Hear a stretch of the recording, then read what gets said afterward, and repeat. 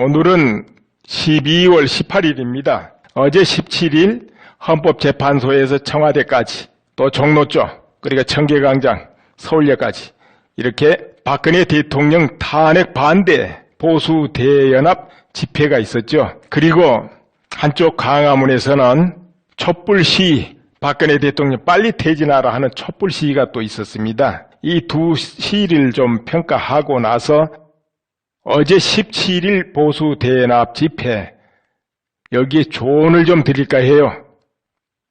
모 신문에 때가 올려놓은 걸 보니까 7시 35분인가 그렇게 올려놨어요 보니까.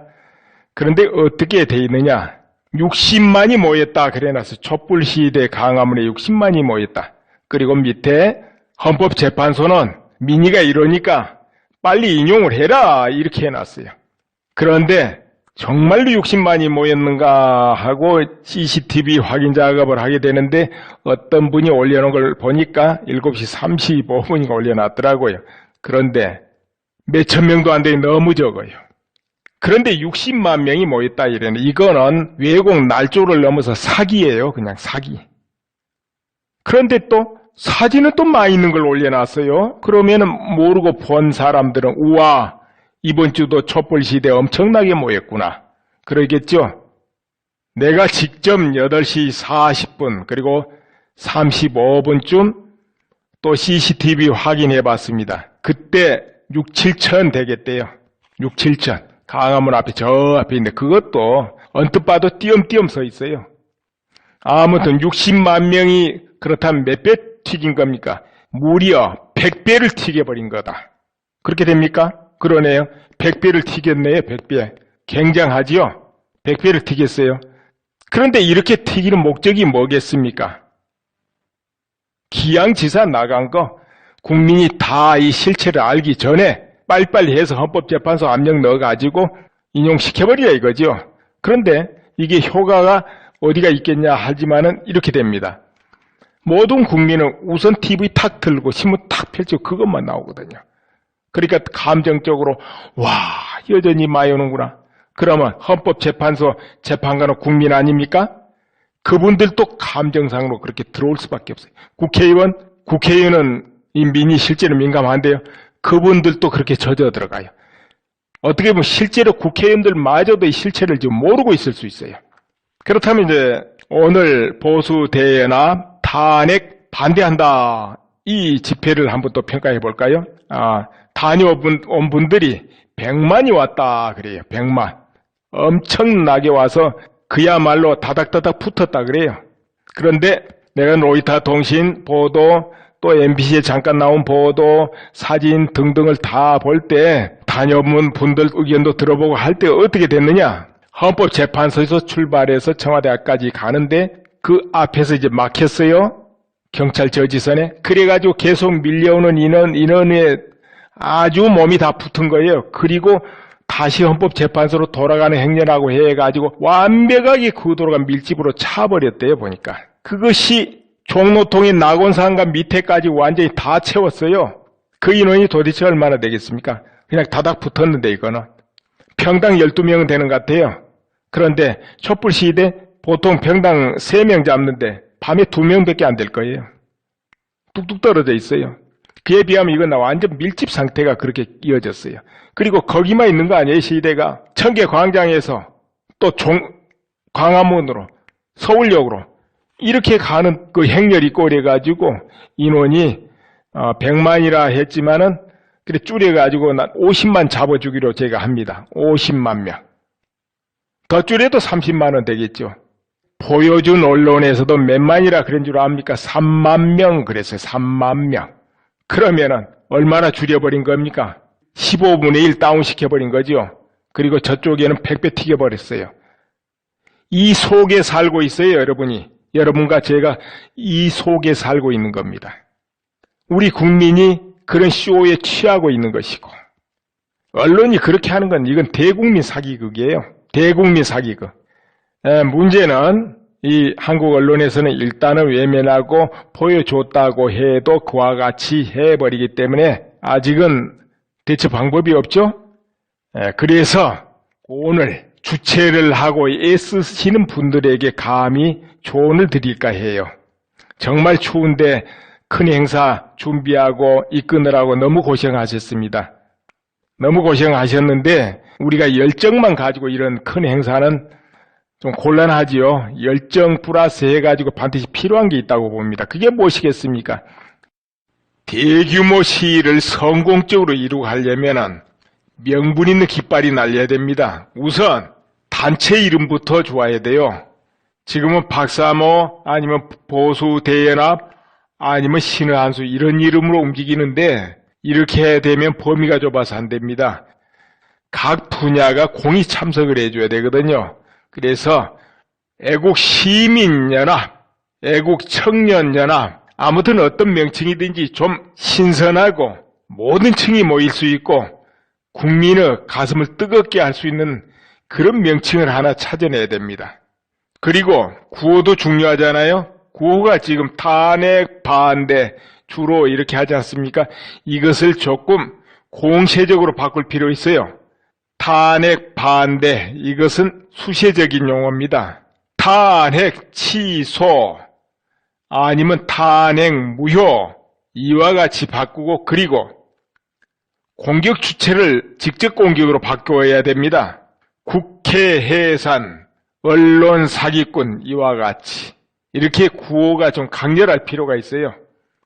구호가 젊고 강렬해야 된다. 이것이 일종의 명분입니다.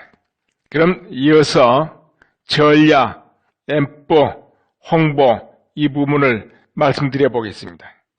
적어도 인원이 10만, 20만, 50만 이렇게 모이면 정말 군사 전략적인 작전 전략이 필요합니다.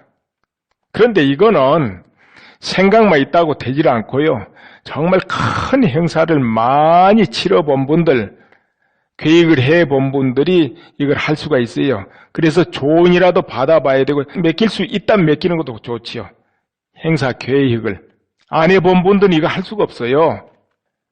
베이징 올림픽 때 개막식을 책임진 감독이 있었죠. 장이모우 그분이 총감독을 맡아가지고 개막식을 이끌었는데요. 이 감독이 영웅, 연인, 항우와 이런 영화를 만든 분입니다. 그런데 이 영화에 광범위하고 엄청난 인원이 등장하지요. 거기다가 좀 환상적이에요. 이분 영화가 좀 환상적입니다. 모든 화면이. 그래서 베이징 올림픽도 그 색채 그대로 나타나서 좀 환상적으로 보여졌죠. 그러니까 왜 이런 감독한테 맡기느냐. 이런 감독은 평생을 수많은 사람을 영화 촬영할 때 동원하고 배치하고 이렇게 했을 때 영상이 어떻게 나가고 그 반응이 어떻게 다가올지까지 전부 어떤 사람보다도 밝은 분들이거든요. 그래서 이런 분한테 맡기는 거예요.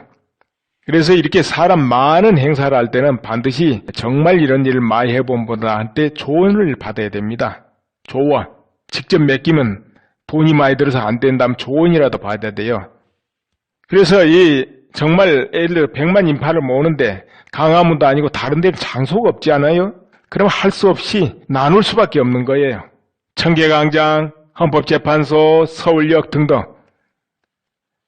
나누게 되면 어떻게 됩니까? 총집행부가 있어야 되고 부집행부가 나눈 데를 책임져야 되겠죠. 그리고 실시간으로 작전 계속 움직임이 서로 통제돼야 되지 않겠습니까? 그리고 어떻게 진행해서 어디서 만나고 앞에 차벽이 막힐 때는 어떻게 돈다 등등이 전부 나와 있어야죠. 그래서 제일 좋은 방법은 강화문에서 하고 거기서 헌법재판소 가는 게 제일 낫지요. 일부는 헌법재판소 가고 대다수는 강화문에 머무르고 이게 제일 낫겠죠. 또 일부는 나누어서 다른 부서는 또 시내 행진을 할 필요도 있고요. 중심은 딱 강화문 잡고 이게 제일 낫습니다. 그런 부서마다 전부 행진 노선이 다 확립돼야 되겠고 또 그런 수많은 사람을 이끄는 데는 뭐가 중요하겠습니까? 앰프입니다. 앰프를 실은 차가 중간중간 있어가지고 그 소리가 참석자들 귀를 꽝꽝 울려야 돼요. 소리가 적으면 집중이 안 됩니다. 흐트러져 버립니다. 이 많은 숫자는. 반드시 소리가 압도해줘야 되거든요. 그럼 이 시간 행진한다면은 고정 앰플 안 되겠죠? 차로 싣고 다녀야 되는데 이런 앰플을 구입을 한다면 너무 돈이 드니까 빌려야 되겠죠? 이렇게 이제 진행하는데 그 다음이 홍보입니다. 홍보.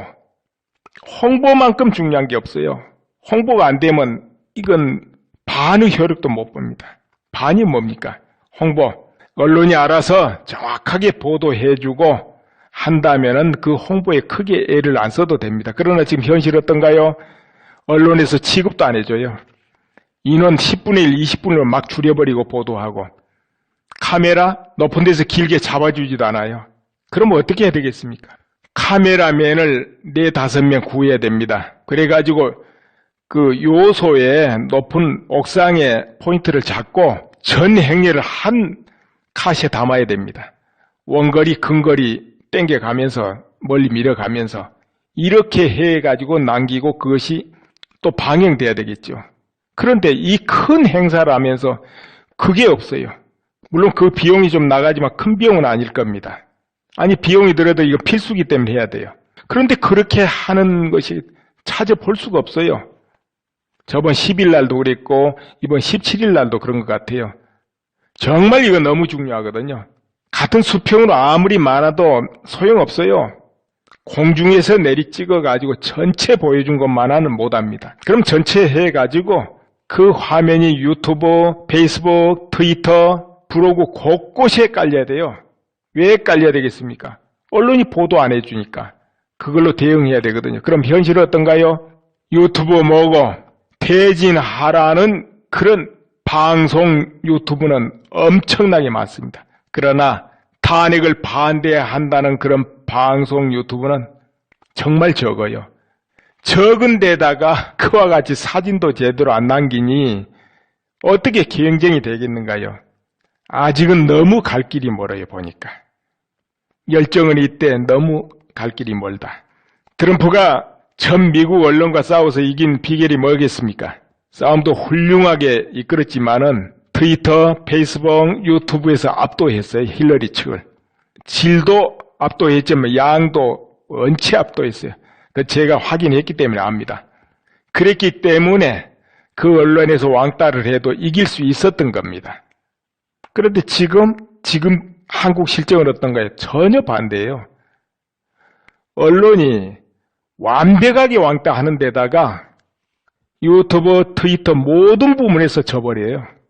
이래가지고는 정말 갈 길이 먼 겁니다. 내부 동력으로는 정말 쉽지 않다 이렇게 보는 거죠. 물론 1월이 지나고 트럼프 대통령 취임하고 또 2월 가서 설을 맞이하고 넘어가면 확연히 달라질 거예요. 현재 분위기 아무리 이렇게 군뱅이처럼 기어가도. 그러나 그건 이제 버티는 거죠. 버티는 거. 이제 외부 동력과 그 버티는 게 결합되면서 판을 바꿀 수 있겠죠. 그렇지만은 현재 내부 동력은 정말 용솟음 칠 수 있게끔 진행이 된다 하더라도 조금 전에 말한 이런 부분이 너무 야하다는 거죠. 이래서는 안 돼요. 예를 들어 여러분이 그런 거 참석하고 오고 가서 주변에 이야기해 보세요. 몇 명이나 흔쾌하게 받아들이고 믿는가? 아마 잘 안 믿을 거예요. 근데 믿게 하는 건 간단해요. 딱 동영상 보여주고 사진 딱 보여주면 실제 이랬어 하면 믿어요. 그런데 그렇게 보여줄 사진과 동영상이 없다는 거죠, 문제는. 그저 단편적인 거 이거. 그러면은 3만 왔다더라, 5만 왔다더라, 그걸로 끝나는 거예요. 근데 왜 홍보 쪽에 그쪽에 이 신경을 안 쓰는지 정말 이건 잘못한 거예요. 왜 내부 동력으로는 여러모로 벅찬 부분이 많느냐 하면은 국민의 모든 그런 의식은 좀 전에 말씀드렸듯이 많이 바뀔 거라 보는데요. 이 정치권을 여러분이 딱 바라봐 보세요. 그러거나 말거나 어떻게 흘러가겠습니까? 우선 새누리 쪽이 이제 굉장히 중요하잖아요. 근데 지금 현재 새누리당은 어떻게 하고 있습니까? 정말 쉽지 않아요. 더구나 트럼프가 당선되고 외부 동력이 움직일 때 그걸 효과적으로 맞이할 수 있는 이런 분위기를 못 살리면은 정말 내가 볼 때 어려워지거든요. 그러려면은 이런 애국 시위할 때 효과적으로 해야 되지 않겠는가 그렇게 봅니다. 예, 감사합니다. 한국에는 정권을 잡을 수 있는 4개의 세력이 있습니다. 하나는 좌익 진보 세력이라는 그 세력, 그리고 하나는 애국 세력, 범보수지요. 또 하나는 기독교 세력, 그리고 물론 평화시에는 등장할 일이 없습니다만은 군부, 이 4세력이 정권을 움직일 수 있는 힘을 가지고 있습니다. 따라서 어떤 대통령이라도 이 4세력 중에 한 곳을 바탕으로 해가지고 정치를 하지 않으면 안 되는 거죠. 4세력과 상관없이 하면은 대통령직 유지 못합니다. 이건 현실이고 파워 세계이기 때문에 어쩔 수가 없어요. 그런데 지금 현 사태를 진정시킬 수 있는 세력이 뭐겠습니까, 여러분? 2개 있습니다. 군부는 아직 옆에 놔두고요. 좀 밀쳐놓습니다. 애국 세력하고 기독교 세력입니다. 애국 세력과 기독교 세력이 힘을 딱 손을 잡고 움직일 때 이 사태를 진정시킬 수 있습니다. 쉽게. 그렇기 때문에 지금도 집행부에서 그와 같이 하고 있다고 잘 알고 있습니다.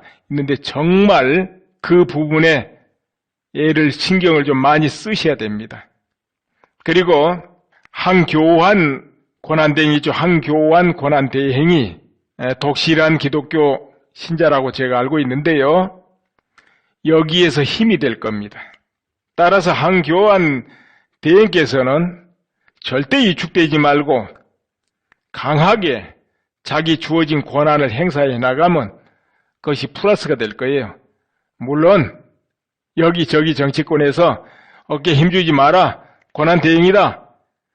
그대는 대통령 아니여.